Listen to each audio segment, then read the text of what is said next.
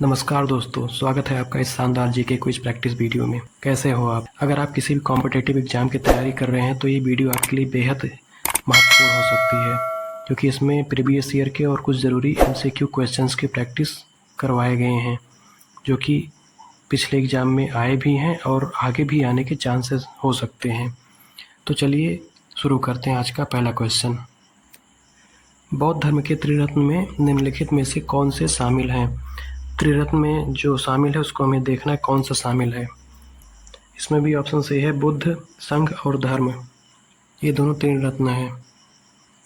तो चलिए अब इन सब के बारे में, बुद्ध, संघ और धर्म के बारे में डिटेल में देखते हैं। बुद्ध, पहला है बुद्ध। बुद्ध का क्या अर्थ होता है? तो इसका अर्थ होता है जागृत या ज्ञान की प्राप्ति करना। गौतम बुद्ध ने बोध गया में बोधि वृक्ष के नीचे ज्ञान की प्राप्ति की। बुद्ध ने मानव जीवन के दुख और उससे मुक्ति का मार्ग भी बताया, और बुद्ध को बौद्ध धर्म का पहला रत्न भी कहा जाता है। और ऐसे ही हमारा संघ है दूसरा। संघ का अर्थ है बौद्ध भिक्षुओं और भिक्षुणियों का संघ होता है, और इसमें बुद्ध ने अपने शिष्यों को संगठित करके संघ की स्थापना की, और संघ का कार्य धर्म का प्रचार करना तथा लोगों को शिक्षा देना यही था। और यह बौद्ध धर्म का तीसरा रत्न है। संघ में प्रवेश को प्रवज्जा कहते हैं, जो कि बहुत इंपॉर्टेंट है, ये कई बार एग्जाम में आ चुका है। और अगला है धम्म। धम्म का अर्थ है बुद्ध की शिक्षाएं। इसमें मुख्य रूप से 4 आर्य सत्य होता है, जो अष्टांगिक मार्ग और मध्यम मार्ग, पंचशील, करुणा, अहिंसा और मैत्री का पालन शामिल है। और धम्म जो होता है उसका मेन उद्देश्य होता है मनुष्य को निर्वाण की प्राप्ति करवाना। निर्वाण की प्राप्ति मतलब मृत्यु और जन्म से छुटकारा दिलवाना। अपना दूसरा क्वेश्चन है, चतुर्थ बौद्ध संगीति के समय बौद्धों ने किस भाषा को प्रमुख रूप से अपनाया था? तो उसमें उन्होंने संस्कृत भाषा को अपनाया था, क्योंकि उससे पहले की जो 3 बौद्ध संगीतियाँ हुई थी उसमें उन्होंने वहाँ के जो पाली भाषा थी उसी में करवाया था। चतुर्थ बौद्ध संगीति में संस्कृत भाषा को अपनाया था। सहजयान पंथ का विकास मुख्य रूप से भारत के किस क्षेत्र में हुआ था? तो सहजयान का विकास भारत के बंगाल में हुआ था। और ये सहजयान पंथ क्या है, अब इसके बारे में हम डिटेल में देखते हैं क्या है सहजयान का पंथ। तो सहजयान बौद्ध धर्म की वज्रयान शाखा से विकसित एक महत्वपूर्ण पंथ है। इसका उदय लगभग 8वीं से 12वीं शताब्दी के बीच में हुआ था, और ये विशेषकर बंगाल, बिहार और उड़ीसा राज्य में हुआ था। और इसका मुख्य उद्देश्य था सहज। सहज का मतलब होता है स्वाभाविक,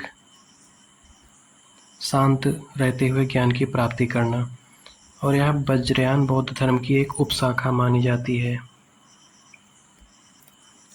सहज का अर्थ होता है स्वाभाविक, सरल और प्राकृतिक अवस्था। और जो इसके साधक होते हैं उन्हें सिद्ध या फिर महासिद्ध कहा जाता था। बौद्ध धर्म में भिक्षुओं के लिए कितने सीलों का पालन अनिवार्य माना जाता है? तो बौद्ध धर्म में जो भिक्षु होते हैं उनका जो सील होता है वो कौन से होते हैं? 10 सील होते हैं। और ये 10 सील कौन कौन से होते हैं, चलो आगे देखते हैं। सील का मतलब होता है नैतिक आचरण, और इसमें से जो पहले 5 सील हैं, 5 सील मतलब यहाँ से लेके मादक पदार्थ की सेवा करना, यहाँ तक के जो लोग हैं उनको गृहस्थ जो हैं उनके लिए, और बाकी के शुरू से लेके 10 जो हैं वो उनके जो भिक्षु होते हैं, भिक्षुगण, उनके लिए जरूरी बताया गया है। तो 10 सील यहाँ पे हैं। अहिंसा, अस्तेय, ब्रह्मचर्य का पालन, सत्य का पालन, मादक पदार्थों का सेवन न करना, असमय भोजन न करना, और किसी मनोरंजन से दूर रहना, और फूल, माला, इत्र, श्रृंगार से दूर रहना, और कंफर्टेबल चीज़ों से दूर रहना, और फिर धन न रखना। यही सब है 10 सील। जो इन 10 नियमों का पालन करता है वही भिक्षु बन जाता था, और जो शुरू के 5 नियम केवल पालन करता था वो गृहस्थ रह के भी बौद्ध धर्म अपनाता था। चतुर्थ बौद्ध संगीति के अवसर पर किस ग्रंथ की रचना या व्याख्या की तैयारी की गई थी? तो इसमें विभाषा शास्त्र की व्याख्या की गई थी चतुर्थ बौद्ध संगीति में। और जो मिलिंद पानो है एक ग्रंथ है, और विभाषा शास्त्र है क्या, इसके बारे में देखते हैं। तो ये बौद्ध धर्म का विशेषकर सर्वास्तिवाद संप्रदाय जो होता है उसका एक महत्वपूर्ण दार्शनिक ग्रंथ था, और ये अभिधम्म पिटक की व्याख्या करता था। इनका जो 3 पिटक है ना, उसमें अभिधम्म पिटक है एक। और ये जो इनका संप्रदाय था वो सर्वास्तिवाद था। इसका भाषा संस्कृत भाषा थी, और ये कश्मीर में, मतलब चौथी बौद्ध संगीति जो हुई थी वो कश्मीर में हुई थी, और उसी के समय पे इसको ये हुआ था। बौद्ध दर्शन में निरंतर परिवर्तनशील किसे माना गया है? तो लगातार परिवर्तनशील केवल एक ही चीज़ हो सकता है, वो है आत्मा। भगवान बुद्ध की जो शिक्षाएं हैं वो मुख्य रूप से किस विषय पर बल देती थी? तो उनका बल रहता था आचरण की शुद्धता एवं पवित्रता, यही उनका था। और उनके जो पंचशील था उसमें भी इसी पे ज़्यादा बल दिया जाता था। बौद्ध धर्म में प्रतिमोक्ष या पतिमोक्ष शब्द का संबंध किससे है? तो इसका संबंध है संघ के अनुशासन एवं नियम से। अब ये पतिमोक्ष होता क्या है, इसके बारे में डिटेल में चलो देखते हैं। तो ये जो पतिमोक्ष होता है, इसको जो कि बौद्ध धर्म में जो भिक्षु और भिक्षुणियाँ होती थी उनके लिए एक रूल डिसिप्लिन बनाया गया था, जिसे आचार संहिता, कोड ऑफ डिसिप्लिन कहते हैं। तो इसमें संघ के सदस्यों के लिए पालन किए जाने वाले नियम और अनुशासन का भी वर्णन है। और प्रतिमोक्ष का अर्थ है बंधन से मुक्ति का मार्ग या अनुशासन का नियम होता है। और सबसे इम्पोर्टेंट चीज़ है कि ये विनय पिटक का सबसे महत्वपूर्ण भाग है, और इसमें अगर किसी से कोई अपराध हो जाए तो उसे वो लोग एक्सेप्ट भी करते थे, और उसकी प्रायश्चित की व्यवस्था भी इसमें किया गया था। अगला क्वेश्चन है, गौतम बुद्ध ने कितने आर्य सत्यों का प्रतिपादन किया था? तो इनका 4 आर्य सत्य था। और वो 4 आर्य सत्य कौन कौन से थे? तो पहला उनका था दुख, और दूसरा था दुख समुदाय, तीसरा था दुख निरोध, और चौथा था दुख निरोध गामिनी प्रतिपदा। अगला क्वेश्चन है अपना, बौद्ध धर्म का हीनयान और 2 प्रमुख संप्रदायों में विभाजन किस बौद्ध संगीति के दौरान हुआ था? तो ये चतुर्थ बौद्ध संगीति के दौरान हुआ था। उस टाइम पे इनका जो संघ था वो 2 भागों में बट गया था, एक हीनयान, दूसरा महायान। और दोनों समुदाय के लोग महात्मा बुद्ध को अलग अलग तरीके से मानते थे। अगला क्वेश्चन अपना, क्षणिकवाद का संबंध किस दर्शन से माना जाता है? तो क्षणिकवाद का संबंध जो है अपना बौद्ध दर्शन से माना जाता है। अगला क्वेश्चन है, किस आर्य सत्य में बताया गया है कि तृष्णा का अंत से दुख का निवारण संभव है? तो ये तृतीय आर्य सत्य में बताया गया है कि तृष्णा का अंत से दुख का निवारण संभव है। अगला क्वेश्चन है, अवंती के शासक चंद्रप्रघोट के आमंत्रण पर गौतम बुद्ध ने अपने स्थान पर किस प्रमुख शिष्य को अवंती भेजा था? तो उनका जो प्रमुख शिष्य था जिसे उन्होंने अवंती भेजे थे वो महाकच्छायन थे। और महाकच्छायन को पाली भाषा में महाकच्छायन बोलते हैं, और इनका संस्कृत में इनका नाम महाकात्यायन है। और इस समय अवंती के शासक चंद्रप्रघोट थे, जिनका पूरा नाम चंद्रप्रघोत महासेन था।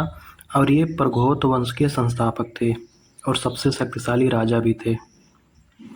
और जो चंद्रप्रघोट हैं ये मगध के राजा बिंबिसार और अजातशत्रु के समकालीन थे। एक बार चंद्रप्रघोट को पीलिया जॉन्डिस हो गया था, तो उस समय मगध के नरेश जो बिंबिसार थे उन्होंने अपने राजवैद्य जीवक को उनके इलाज के लिए भेजा था। नेक्स्ट क्वेश्चन, बौद्ध धर्म के अनुसार मनुष्य का व्यक्तित्व कितने स्कंधों में मिलकर बना है? तो इसका आंसर है 5 स्कंधों से मिलकर बना है। और ये 5 स्कंध कौन से हैं?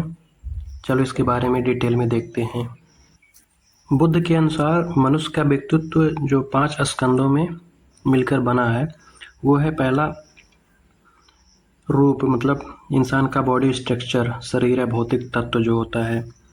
इंसान के इमोशंस, दुख है, सुख है, उदासीन भावनाएं, संवेदना और पहचानने और नाम देने की क्षमता। और संस्कार है, मानव की प्रवृत्तियाँ, मानसिक प्रवृत्तियाँ, इच्छाएं और कर्म संस्कार हैं। और चौथा है चेतना है, ज्ञान विज्ञान। और बुद्ध का मान्यता था कि आत्मा अस्थायी नहीं है, इन 5 स्कंदों का ही समुच्चय है। अगला क्वेश्चन है, बौद्ध संघ में महिलाओं को पहली बार दीक्षा मतलब एंट्री कब दी गई थी? तो इसका आंसर सी वैशाली है। वैशाली में ही सबसे पहले महिलाओं की एंट्री हुई। और सबसे पहली जो महिला इनकी शिष्या बनी थी महाप्रजापति गौतमी थी, जिन्होंने इनका पालन पोषण किया था। और श्रावस्ती में सबसे ज़्यादा वर्षावास का समय बिताए थे। सारनाथ में ये पहला उपदेश दिए थे। और राजगिरी में पहली बौद्ध संगीति हुई थी।